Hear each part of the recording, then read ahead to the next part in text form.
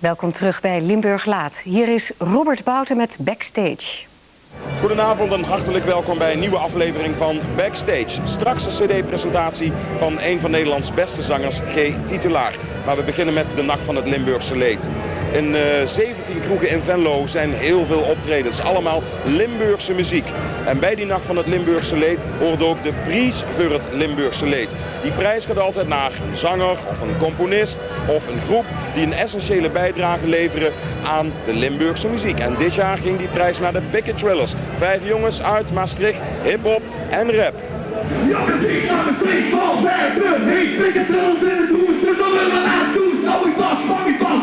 Alles doet het jas. Zie aan de rij. De prijs werd overhandigd door de cultuurwethouder van Venlo, Jo van der Velde. Bestaat uit een vlaggetje van Limburg en €500. Maar Limburg in Nederland is een muziekland met heel niks. Als zeg maar, het doet, ken ik onder de mat ingeschoven.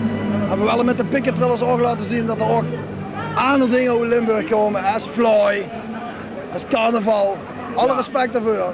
Zelfs als ze een anti-kaart zijn alleen maar die dingen. En we willen gewoon laten zien dat er gewoon nog verheugd dingen en knappe kerels in de streek komen. Ja, of niet dan?